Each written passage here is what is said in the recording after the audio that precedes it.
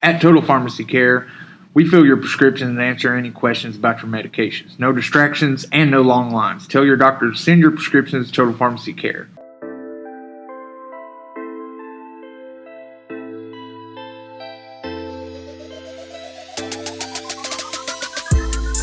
Welcome back to another episode of Unwired Appalachia. It's episode number 6. A lot of good number 6s. I'm going Bill Russell number 6. Dr. J. Yeah, I mean, that's my guy. My guy, Dr. J. Dr. J is still the man. Yeah. Who is one more than Bill Russell, though? That's a fact. I mean, Nobody. Come on. Nobody. Bill Russell, the 50s, basically, The 50s. right? Was Bill Russell. The 50s. Dominant. And welcome back. Want to take a moment to say thank you to our sponsors. We got great sponsors on the show. We want to make sure to thank them. All the guys over at Bruce Walters. Bruce Walters just updated the pricing on all of their new inventory. Go check them out, brucewaltersford.net. We also brought to you by Presbyterian Homes of Cedar Creek and Good Shepherd at Phelps. If you're looking for quality care for loved ones, look no further than Presbyterian Homes of Cedar Creek and Good Shepherd at Phelps. Both facilities treat your loved ones with care and respect. They offer therapy, daily activities, exquisite cuisine, and home-like settings to make your family members feel at home. Call to schedule an appointment today at Cedar Creek. Call Jessica Thacker at 432-8243. And at Good Shepherd, call 456-8725. Caring for your loved ones is what we do best. All right. We'd appreciate it if everybody take a second, hit that little like button, hit the subscribe button, check out all of the content that we and these guys are putting out every week out here covering these local sports. We definitely appreciate it. We're on all of the social medias, the Twitter, the Facebook, All of it. the Instagram. All of it. We're just out here. We're out here. I'm joined, as always, to my left, regional sports editor. Man, I've got that locked in these days. Hey, it's dialed up. I've got that locked in. Regional sports editor Randy White with the Appalachian newspapers. Staff writer Josh Blankenship and Mr. Big Lens himself, Josh Blankenship.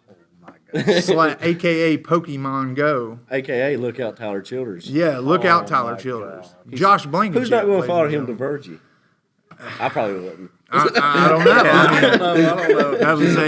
That was quite a performance. If you checked out last episode, this man really put himself out there, and it's becoming a fun thing. What we can talk Josh into. It's fun. It's all fun. for you guys. It's all for you. It's all for you. And listen, it's that time of year. It's mid-season in the high school football in the area, and we've got some awards, man. I mean, just some guys that deserve some recognition. It's been a great season so far. Unbelievable season. So much talent in the mountains in our cover area. It's like I've never seen this much talent before in all my years. Guys out there putting up crazy numbers, breaking school records, leading state in passing. You got guys just doing everything. And then when you look at some of the KHSA official RPI came out today, and you've got just mountain teams up there everywhere. Pikeville's number 1 overall in the state.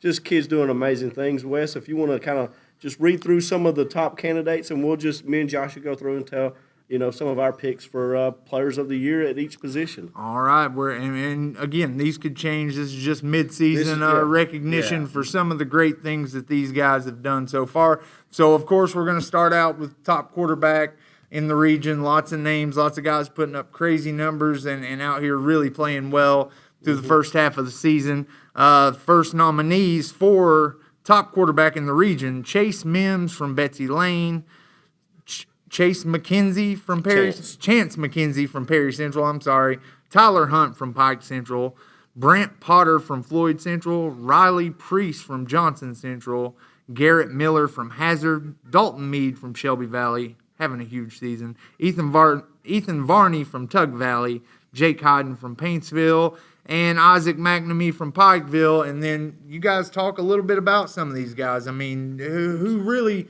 all these guys have stood out for their team. I mean, arguably Riley Priest could be one of the best athletes in the state, not just in football, not in just – the kid can do it. He's just an athlete, having a great year leading Johnson Central. But I would say you could say the same thing about Dalton Meade. Dalton Meade, Ethan Varney's leading West Virginia in passing. Dalen Gold from Mingo Central is leading – he's, second place over there? I mean, we've got some big-time kids doing a lot of things over there. But when it comes down to it, I think, my choice for quarterback so far in midseason is Isaac McNamee. I mean, what a story. Yeah. Undefeated.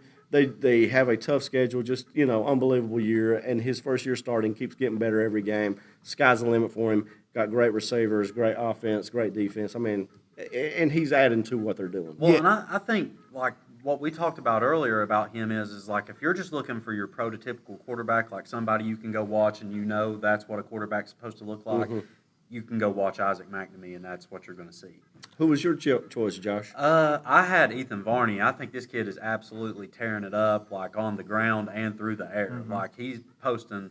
I think he's leading in passing touchdowns and passing yards in the state of West Virginia right now, and that's at a single A school.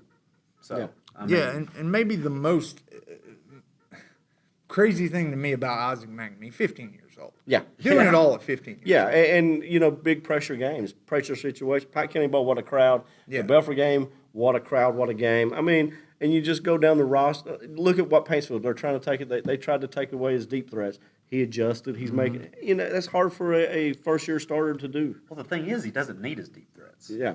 I mean, doesn't he have to finds have- ways. Yeah. Well, we're going to move on to the top running backs. Congratulations again to Isaac McNamee from Pikeville and Ethan Varney from Tug Valley. These two guys picked for the top quarterbacks in the region mid-season.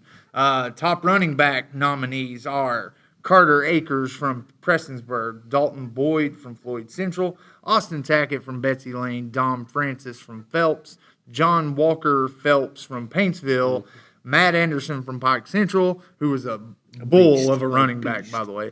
Ethan Bentley from Shelby Valley, Trajan Campbell from Hazard, Jaden Newsom from Shelby Valley, Ben Bentley from Belfry, Isaac Dixon from Belfry, and Devin Johnson from Johnson Central. Just loaded players right there. I mean, you could say any one of these are the top running back, and nobody could really argue. Correct. But for what everybody brings to the table, I think Isaac Dixon, what he does for that Belfry offense, is a little bit more important. So I picked him as my top running back so far mid-season. Set out the Pikeville game. Yeah. That's a big loss. Yeah. I mean, you know, even though Ben Bentley can play and he does a lot of the good stuff, but it's a different game of Isaac Dixon. Well, that Belfry offense relies heavily on Isaac Dixon, maybe even more so than most, you know. Well, I would even say it's his offense. Yeah. Like the whole offense is, you know, revolved around how he sets the tone. Like, Yeah, and here's the other thing that we've not really talked about Belfry is him and Brett Coleman's really not played together so far this season. Yeah. Brett Coleman was out early. We didn't mention him because he missed most of these games. And it's not a disrespect to Brett Coleman, I mean, but when you miss 4 games, it's hard to it's say hard to make mid-season. a mid-season, yeah. Josh, who was your top running back? I think I agreed with you on this one with Isaac Dixon. Consensus. But, I mean, if I would have went somewhere else, I would have probably chose Dom Francis. Can't But argue there. he's also had to sit out a game and then missed half another one. Mm-hmm. But if he would have got those games in, I think he'd have been right on par with, you know, production-wise with some of the other guys. Yeah. But All right, congratulations to Isaac Dixon, having a heck of a season for the Belfry Pirates, mid-season running back, most outstanding running back, mid-season. Moving on to the big uglies, the unit, Hey, some the talent. offensive linemen. Some of the best offensive linemen you're going to find anywhere are Eastern Kentucky. That's These a fact. guys are big, strong, physical guys. We probably left off a ton, but we can't name this was every the single. toughest. This was the toughest part of the list to Yeah. make up. Yeah, I mean, there's so many good guys out there. All right, jumping into the nominees, we've got Randy Conway from Phelps, we've got Grant Bingham and Owen Lamaster from Johnson Central, Jacob Lester from Magoffin County, Curtis Robinette, Betsy Lane, Ethan Sparkman from Floyd Central, Matt Compton from Pikeville, Dalton Strong from Hazard, Cade Slater from Pikeville, John Blackburn from Paintsville, Andrew Clifton from Johnson Central, and Peyton Blackburn from Shelby Valley. I mean, you know, I don't think it's going to be any surprise here. Yeah. And I think we've left off Belfry's, but he's definitely there. Yes. Like, we just wrote this down, and that is definitely one of the top guys. But I think my pick is Peyton Blackburn. What he's doing, we talk about it all the time. He's not just blocking his guy; he's moving up to the linebacker, and then he's blocking 3 levels sometimes. I mean, he's just wherever he's lined up at, you've got to account for him, and it's usually 2 and 3 guys running at him. So Peyton Blackburn is just having a phenomenal year. And a huge part of, you know, why Dalton Meade's able to find himself with so many open running lanes. He's got an absolute road grader. Well, and then I think he even helps some of the guys like Newsom. And Oh, stuff yeah, like that. freshman Like, coming in, yeah. I mean, this dude, he's a road paver. Yeah. That's just what he does. Like, Put he a takes out touchdown on the board, too. anyone in his path, he can take them out. And he's very athletic for his size. I mean, He can deceptively. move. No, he can move. Shout out to Peyton Blackburn from Shelby Valley, the top offensive lineman so far in mid-season. Friend of the program, Peyton Blackburn. Moving on to the wide receivers, another skill position. Oh, my goodness. A lot of talent all over the place. We'll jump right in with the candidates. Cameron Fugit from Perry Central, Cade Miller from Perry Central, Harris Phelps from Paintsville, Caleb May from Tug Valley, Devin Hatfield and Drew Hatfield, both from Mingo Central, Seth Dalton, Johnson Central, Carson Poe, Paintsville, Andrew Ford from Hazard, Noah Irix and Keegan Bentley from Pike Central, Seth Pugh and Jackson Hensley from Pikeville, and I mean, listen, a lot of guys could get this award. Andrew Ford's he's one of the top guys in the state with stats-wise. Mm-hmm.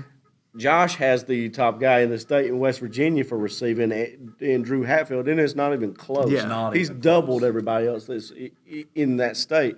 But my pick for top wide receiver is Jackson Hensley. And I could have said Seth Pugh, or, I could have just listed all the powerful guys and could have had an argument there. Keegan Bentley could have had an argument. The kid's probably got 700 receiving yards so far. He's probably got 8 or 9 touchdowns.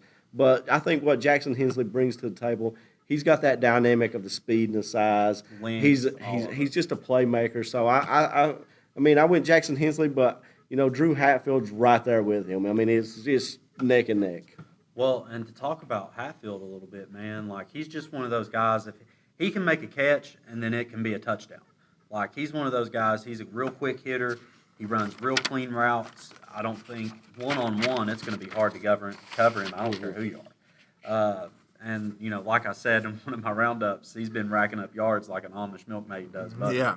So, good analogy. Yeah. Good analogy. Shout out to Jackson Hensley, headed to play for the Harvard Crimson next year. Harvard Crimson. We'll see him playing on Saturday, so congratulations to him, mid-season outstanding wide receiver so far this year. Then we're going to move to defensive linemen, and you're going to see a lot of names because a lot of guys go both ways. So you're going to see a lot of these names repeat themselves, but we'll start out with John Ashurst in Belfry, Landon Dotson from Phelps, Matt Compton from Pikeville, Noah Kennedy from Perry Central, Peyton Blackburn from Shelby Valley, Tanner Hunt from Pike Central, Grayson Cook from Belfry, Jalen Allen from Paintsville, and Ethan Colgrove from Tug Valley. And Hunter Owsley. From Paintsville. My choice was Jalen Allen. I know he's like a defensive end / linebacker type. He can play ball. Mm-hmm. But what he brings to the table, I mean, he gets hurt against Hazard Friday night, which was a great game at Hazard. Paintsville was in it. Didn't have Jake Hayden in that game, which is, I didn't know Hayden was sitting out, but that's a big loss. And Paintsville still played well. Allen gets hurt in the second quarter. When he gets hurt, I think Paintsville may have the lead, or it's 10-7. It's really close out there. He gets hurt, doesn't play second half. Hazard goes on to win the game. But Jalen Allen is a game changer. He is just as good as it gets. So I went Jalen Allen there. Where I'm primarily a Mingo County dude, I was a little biased here to Ethan Colgrove, but this guy is always around the ball. And I think every time I've watched him, he's always batted a ball down, like at the line of scrimmage, like as it's leaving the quarterback's hand. He's always around the quarterback. This guy just wreaks havoc everywhere he goes, man. And he's not bad to watch. And the things that one of the positions we didn't even talk about is tight end, and that's what Ethan Colgrove is. He's probably the top tight end around as well, I would imagine. So the kid is just an athlete. You put him out there, and he can do a little bit of everything. Good size, good speed. Well, he's about 6'5", about 230, 240, and he just, the athleticism just jumps off the screen if you watch film on this kid. But the next position is moving into the linebackers, there's a lot of names on this list, a lot of excellent linebackers in the region. We'll jump right into them. First two names on the list, John Collin from Pikeville, Reese Fletcher from Hazard, Devin Johnson from Johnson Central, Nate Roberts from Pike Central, Mason Collins from Hazard, Zach Savage from Tug Valley, Peyton Dingus from Mingo Central, Connor Wright from Pikeville, Braden Keithley and Christian Lowe from Shelby Valley, Caden Cottle and Brody Birchfield from Pikeville, Seth Mounts from Belfry, Nate Collins from Pikeville, Noah Markham from Floyd Central, Hunter McLeod, Johnson Central, and Mason Lovely from Magoffin County. Stacked list. It's just unbelievable. You look at a name like Mason Lovely leading the state in any class in total tackles this year. But to me, Mason Collins is a standout. What Tanner Hunt's doing up at Pikes, or Nate Roberts is doing up at Pike Central is incredible. Yeah. But my players at linebacker were, I couldn't decide. They're both having great years. Reese Fletcher at Hazard is one of my picks for linebacker of the year. He just broke the school record, had a huge game against Paintsville, had an interception to seal the game. He just broke the school record. He had 2 or 3 20 tackle games already this season. And my other one was John Collum. I mean, you watch Powerful play, he's just a man out there. I mean, unbelievable. Okay, see, I agree with you on your 2 picks, but I'm a little bit more one-sided on John Collum because now I know he plays for this Pikeville defense, so he doesn't really have to do as much as some of these other linebackers do because he's got such a great defense going with him. And so many linebackers but it's with like him. You said, he is a man amongst boys out there, and he holds no prisoners. And moving on to the guys in the defensive backfield, just another. I mean, that's kind of the theme throughout this whole list. There's just lots of studs, lots of talent all across the board.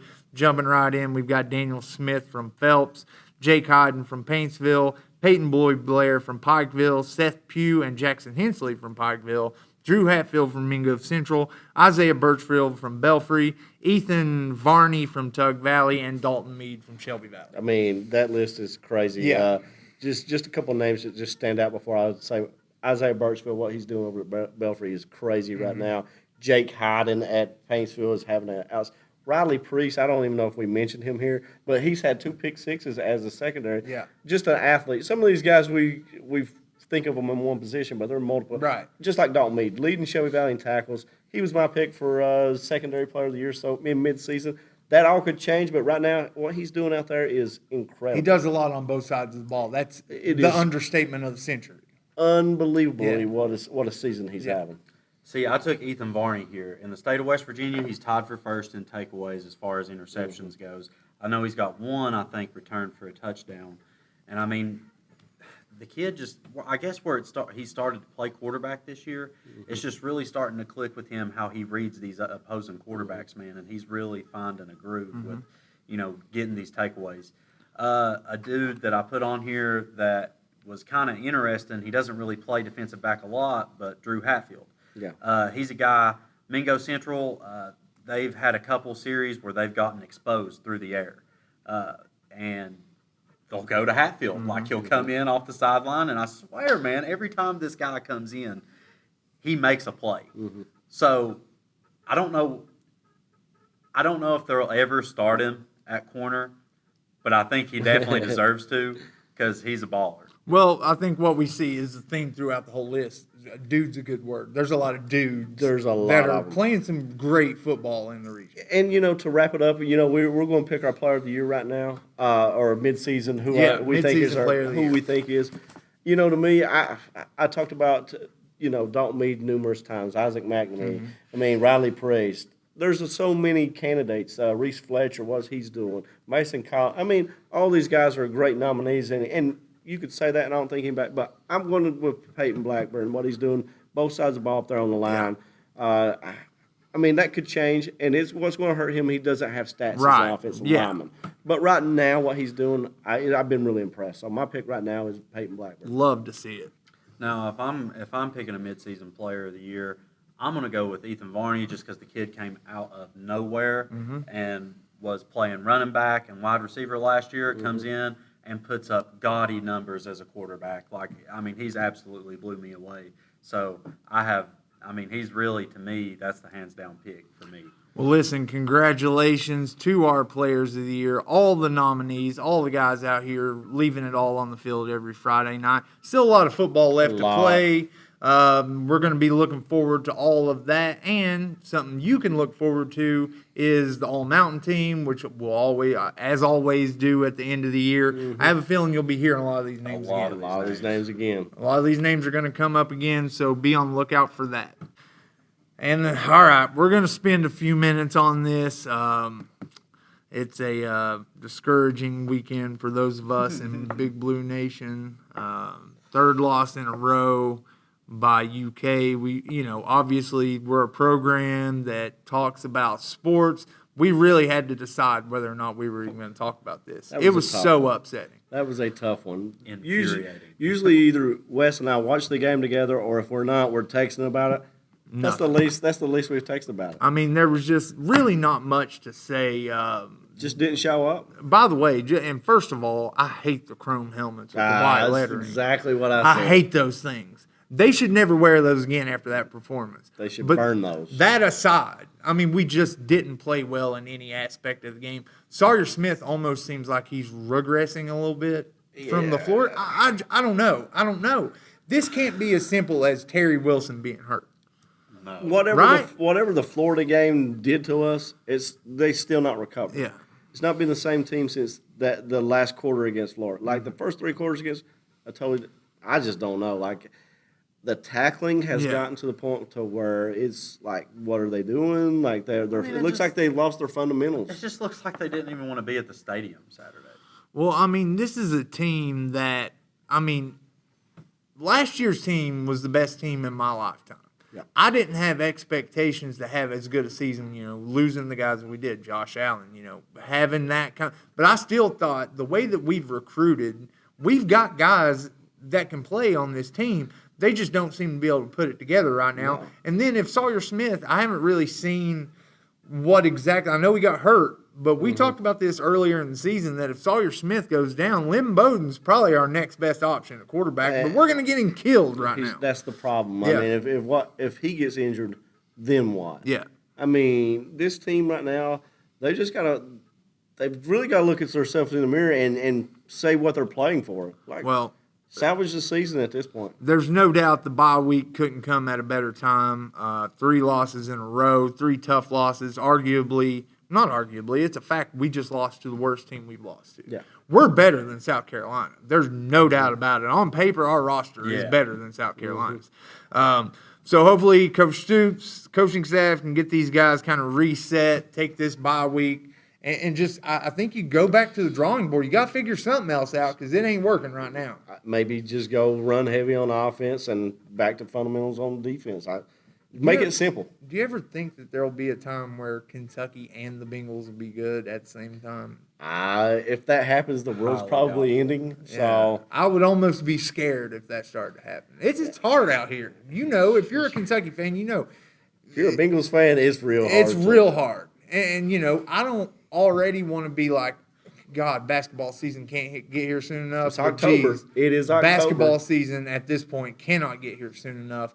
We're going to stick with Kentucky, though. I mean, listen, I'm here in the 10-2 years. I'm here in the 2-10 years. No fair weather fans at this table. We're with them. Yeah. It's just tough right now. It's frustrating.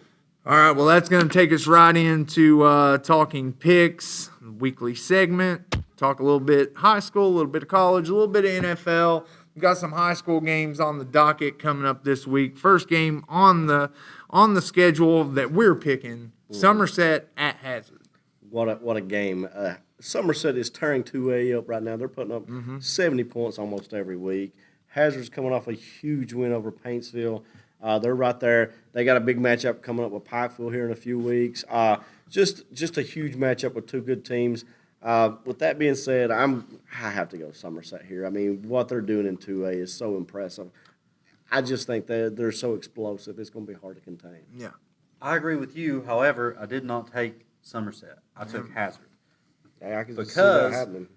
I mean, I just gotta think they're going to pull one out. Like this would be a big win going forward with the games they got coming up because they're going to go against 2 top 10 teams in the state according to the RPI standings. So I mean, if they can get this win, I think it propels them forward. Yeah, I took Hazard in this game, too. I just like them because they're the home team. Yeah, if this was at Somerset, I'd probably be more inclined to take Somerset. Both these teams are really good. Really good teams. No doubt about it. It should be another good game. Yeah. And then moving right along, local team here, Pike Central, traveling to Tug Valley. Pike Central playing good football right now. Pike Central playing good football. Tug Valley playing good football. Pike Central's offense is deceptively good. I know they struggle a little bit against Floyd Central. Going on the road at Tug Valley could be an issue, but with that, I just see Pike Central pulling this one out. I think they're big. They've got a lot of athletes. I just like Pike Central right now. I think if you really break this game down, these two offenses are almost mirror images of each other. You know what I mean? Tyler Hunt, he dual threat quarterback. He can throw it a little bit. He can run. Ethan Varney was my midseason player of the year pick. I know what he can do, and I know that he's putting up crazy touchdown numbers, so I definitely expect it to be kind of an offensive shootout. But I got Tug Valley to win in this one. All right. Yeah, I took Pike Central in this one for a lot of the reasons you just listed. I like Tyler Hunt. I like what he can do with this offense. Nice little group of running backs at Pike Central. Anderson. It's all right. Tough to go to Tug Valley and win, though. It's tough. That's a tough place to play. And then the third game on the docket, Eminence at Phelps. Eminence, Kentucky, small town. You ever been to Eminence? I have not. I used to work with a girl from Eminence a long time ago. She was a lot of fun. Anyway, that has nothing to do with anything. Eminence at Phelps. Phelps, another team. Hey, Surprisingly, I went Phelps in this one. I thought the Betsy Lane game would be closer than what it was. Phelps just went over there and took care of business. Not going to doubt them anymore this year. They're still a pretty good team. Can put up big numbers quick. Yeah. I also got Phelps in this one. I think they go down to Eminence and have a little fun themselves. Yeah, It's man. at Phelps, It's at Phelps. and it's at 3:30. God bless them. Eminence. That's a Saturday game, a rare Saturday high school game. Eminence coming to Phelps. It's That's going to a- be that's a little bit of a culture shock. They might have to leave today. Yeah. So will Phelps be the big town for them? Is Eminence Probably. smaller? Eminence is a very small town. I don't know. I mean, Phelps also. I only knew the girl. I've never been to Eminence myself. We don't even have a stoplight in Phelps, so I know Phelps is small. Yeah. Well, I took Phelps to win this game too.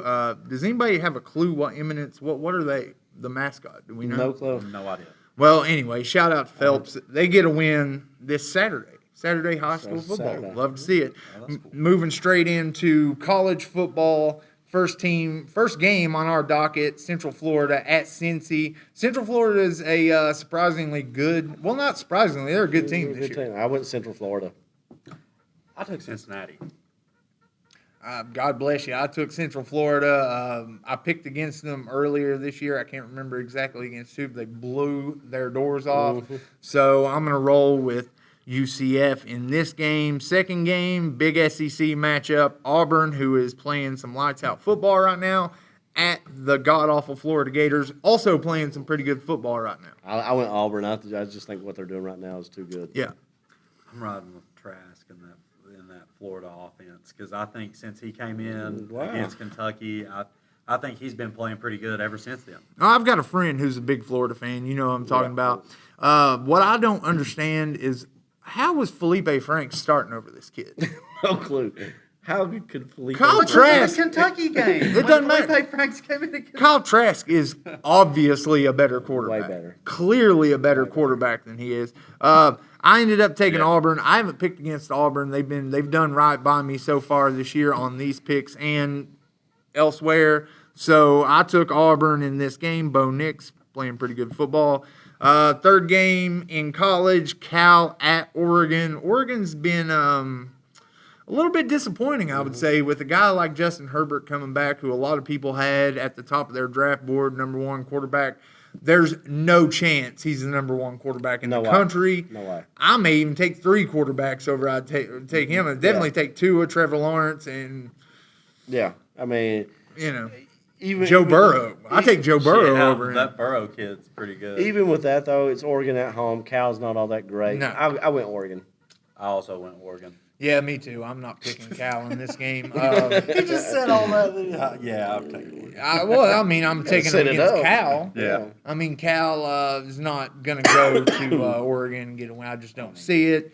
And then the next game, Big Ten game, Michigan State, who has a really good defense but a awful offense, goes against a team that, to me, with Ohio State, right now, to me, there's three teams and everybody else. There's Alabama, there's LSU, and there's Ohio State. That's just my personal opinion.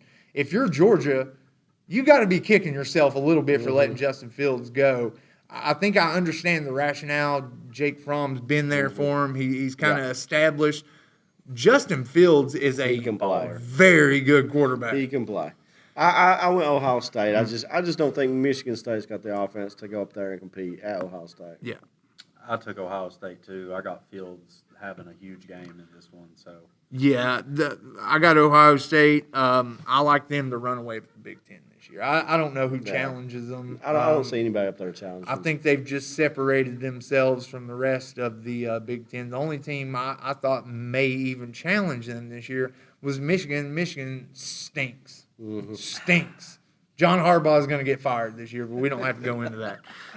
The last game in college, Virginia Tech at Miami. Miami, a tough place to play. They're going to be the favorite in this game. I went Virginia Tech. Okay. I don't hate that. I'm taking you. He don't even have to say anything. Yeah, I took Miami too. I just like them to get the win at home. Not really a whole lot more I'm going to say about that. I just like Miami. NFL, tough. Man, it's tough out here. It is. It's hard out here to be a Cincinnati Bengals fan right now. You got to think at some point they turn a corner or something gets a little bit better. I don't know if they're just waiting on A.J. Green to get back. I don't know what's going on with them. I know they haven't played this week yet. We're taping this on Monday. Yeah. They're playing tonight. Yeah, playing tonight. I think they're tanking for Tua. I don't think so. I don't think so. I think they're just bad. I just think they can't tackle anybody. Yeah. But, you know. I'd love to chalk it up to that, though. And I I'd just love don't to think have to. Arizona's very good either, so I just went. It's hard to take against Cincinnati for me. Yep. Oh, I've got Arizona in this one. I think Arizona is an exciting offense to kind of watch. I mean, they throw the crap out of it. Well, yeah. So. We're rolling with Cincinnati, man. We're rolling with them. I've rolled with them all year. They haven't won a game yet. I mean, I don't think it matters. I'm going to be wrong on all my picks. Anyway. I picked Cincinnati in this game too. I mean, if we can't beat Arizona, they're not the worst team in the NFL, but they're pretty close. They're definitely not the Dolphins. We need Miami a few times. We need the Dolphins a few times. We need them. I think we could get them. We need 'em. We could get the Dolphins best out of three for sure. You know, the Bills played very well against. The Bills are underrated.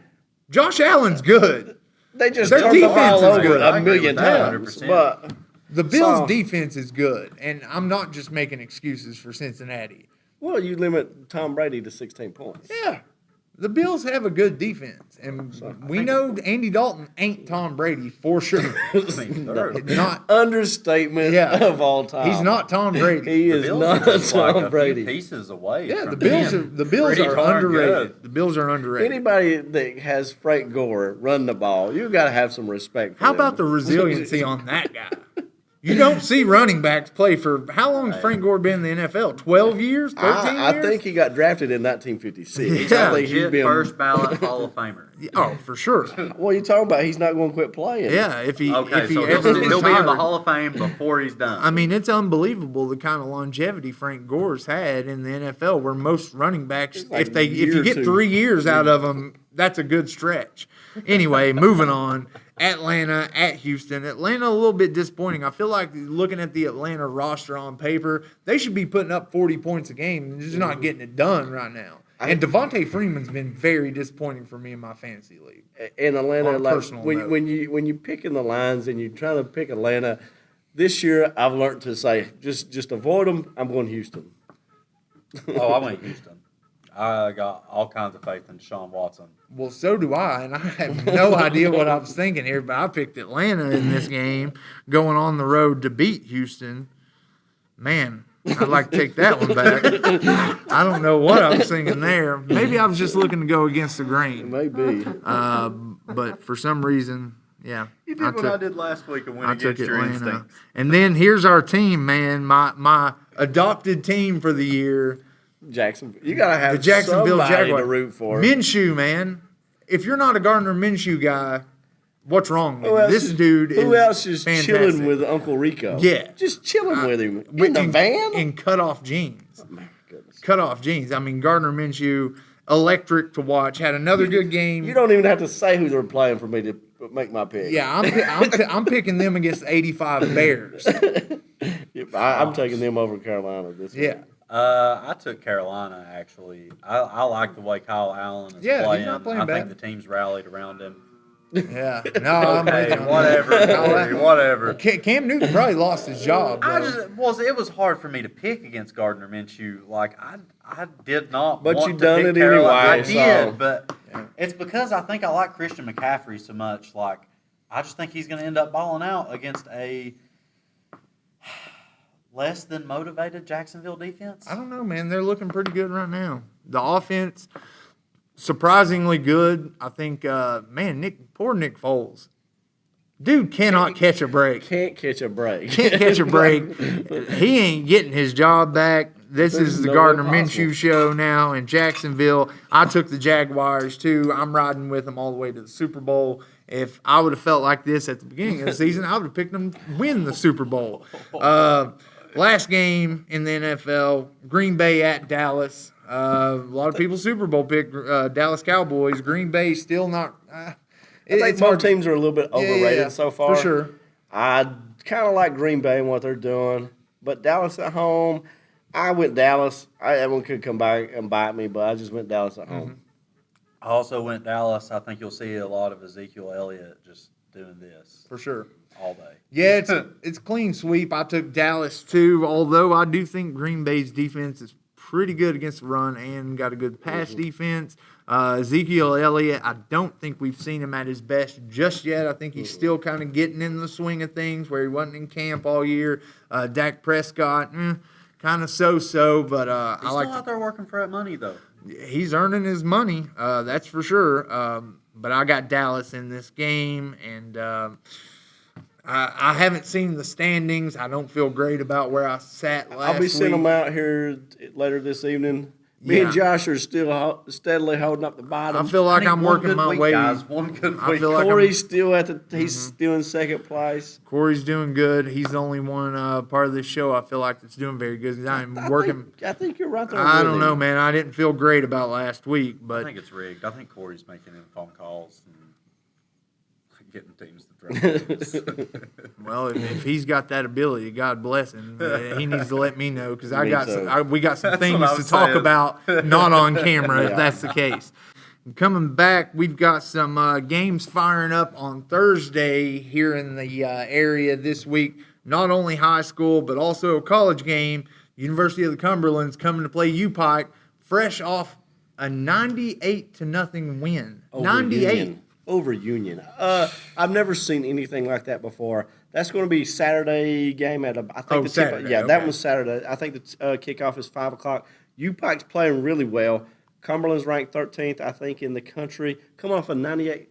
98 You points. put up 98 It's points in a unfathomable. football game. It's unfathomable. I think that was 14 total touchdowns they scored. I mean, that's There, at some point, wouldn't you just take everybody out and Yeah. just take knees? if you're the other coach, don't you look at the coach across the sideline, take a little bit of pity, like, you know what, You man, know, I this is hope- enough's enough. The thing about this is, I hope UPike looks at that and gives them some motivation. Hey, For sure. we got Cannot something to let this play. happen. Well, I don't think that's going to happen to UPike at all. No. But it gives them a little extra motivation, I hope, and a big home game. Yeah. Let's hope UPike comes out and plays really well in this one and finds a way to get a win after a 90. Come on, man. 98 points. That's yeah. a lot of momentum going. I can't even imagine. Like, Coming off the game. 90. You almost scored 100 points in a college football game. And then we got a little high school action coming up on Thursday, which I previously mentioned. We got Peaburg at Shelby Valley and Martin County at Eastridge. Yeah, fall break's coming up. Yeah. So once a year, first week of October, a lot of teams around here will move their games up from Friday to a Thursday night game. We'll give the kids that Friday day off and not worry about school and have a little break. But that's going to be a nice matchup for Shelby Valley after coming off a loss. So, and then we'll see what Eastridge can do. They're struggling a little bit still, but it's Thursday night football. You gotta like it. You gotta have some fun. Well, with it. anything can happen in a short week. We know that. We see that in the NFL all the time. And then a pretty cool story, maybe something that a lot of people in the area know. A lot of people in the area know these two guys, two great dudes. Jason Unbelievable Boer, guys. Joel Thornberry. Shout out to Joel Thornberry for the flu shot. My right arm's still sore, but I love you for giving me the flu shot, keeping me safe this winter. Went to Berlin, ran the Berlin Marathon. Unbelievable. Unreal. Unbelievable. Crazy. Jason Boer, we did a story last year on him, or back in the spring, in our, in the first season, there's an episode with Jason Boer talking about his 27 reasons why he's repping the Carroll County crash and bringing awareness to DUI.